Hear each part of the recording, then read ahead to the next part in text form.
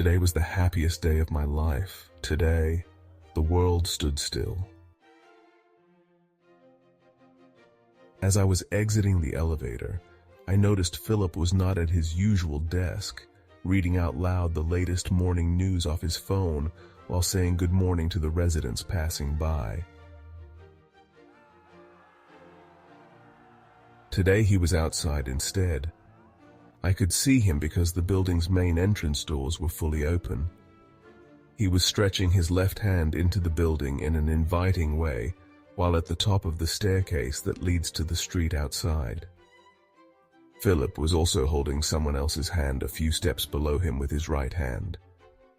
He was holding the brightest smile I had ever seen. A smile so intense, so contagious, so genuine. One that I never had seen or imagined someone could show, and especially Philip, that I never even heard a laugh from in 9 years living here. Top of the morning to you, sir. While he was stretching his hand for me to grab and holding his eyes wide open and showing that ridiculously beautiful smile, trying to show me it's okay to hold it. Morning, Philip. What's the story? I honestly don't know, sir. It seems that a big event is taking place right now. Just step a bit outside, sir. Look! As I took his place at the top of the staircase, I looked down the steps and immediately had a striking thought that burst out loud off my lips while I froze in shock and awe. What? What do you think this is, Philip? I can't really tell, to be honest. But look at it. Can't be bad, can it? It just feels more amazing every second that goes by. Philip was indeed right. Looking down from the top of the steps, I could now see whom he was holding hands with. My front door neighbor, Tony. Below him was his wife. Below her, their 2 daughters. And from there on, a succession of people I never met, extending to both ends of the street, left and right. A human cord extending as far as my eyes could see in every direction I looked. While I recognized some faces, many of them, I never had seen before but had to imagine they were also residents or workers of the buildings next to the one I live in. The sight was beautifully shocking. A gigantic, never-ending human cord going in all directions, and everyone seems to be holding the same smile Philip has. Did I forget another holiday or missed a condo meeting, Philip? I don't think you did, sir. I doubt anyone here really knows why we're all holding hands, but the fact is, no one is letting go and everyone looks so happy. I never thought I would live to feel this feeling, sir. What do you feel, Philip? I asked, while looking inside the building and stretching my hand inwards. Just like Philip did to me, noticing the elevator just reached ground floor, anticipating the soon opening doors, as Philip replied, I feel happy, sir. Truly happy. I dare to say it feels like freedom, sir. What do you feel, Mr. John? I don't know. I feel great. Just don't know why yet. It's great, isn't it, sir? I wish my son was here too, sir. And suddenly, I felt my free hand being grabbed by a familiar hand, and felt Philip moving another step down. Everyone else moving a step further in their own direction, and moved myself to Philip's place before even looking up to see whom grabbed my hand.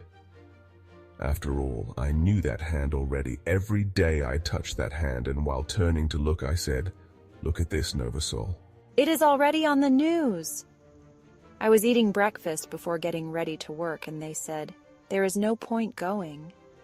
The human cord is stopping the city. No one is working or going to work.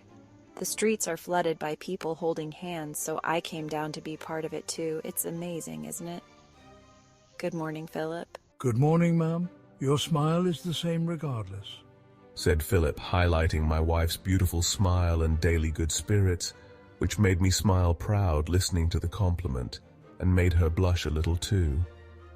Nova, grab your phone with your free hand and show us the news. We need to know what's going on. From what I gathered, it seems a movement started online to try to put an end to some war, and it's spreading in unimaginable ways. What war? Who called for this to happen? Suddenly, an alarm sound started.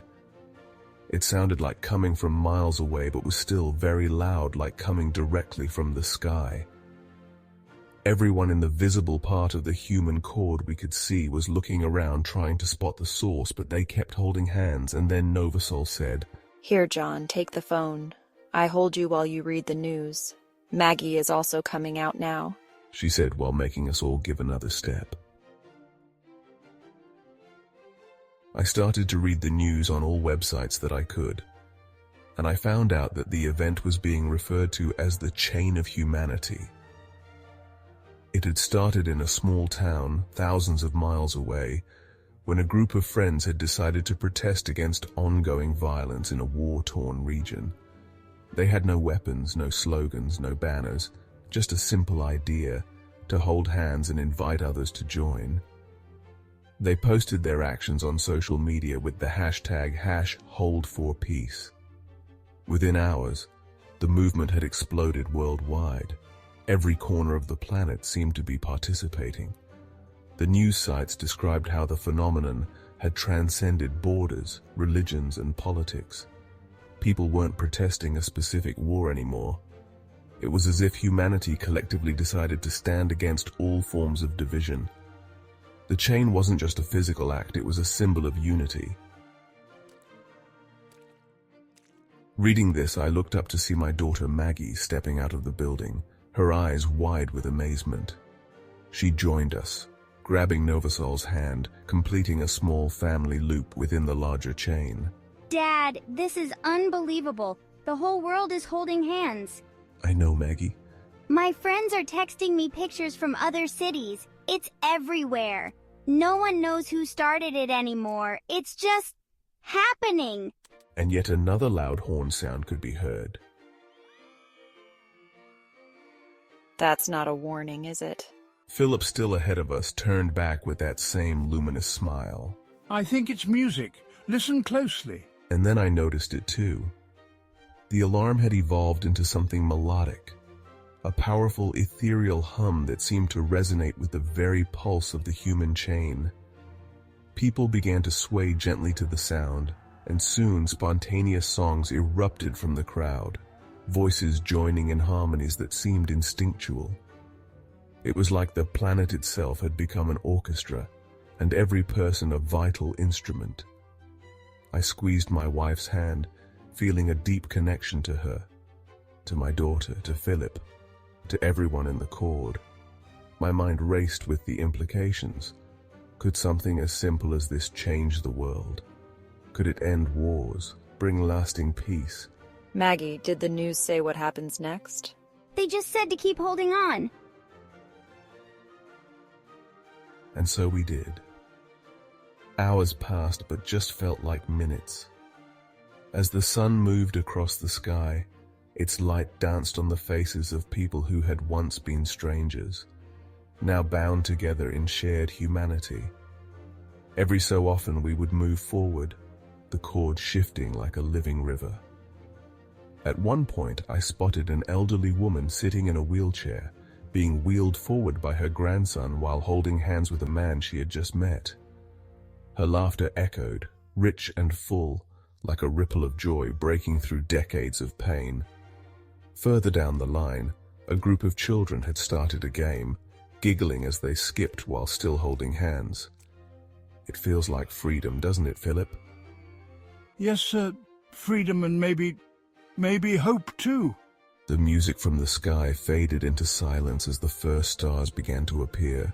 No one let go, not even as the temperatures cooled. From somewhere far away, a voice sang a single note, and others joined in until it swelled into a chorus that seemed to wrap around the earth. And in that moment, I knew this wasn't about stopping a war anymore. It was about something far bigger. It was about remembering what it means to be human, to be connected, and to never let go. Holding for peace,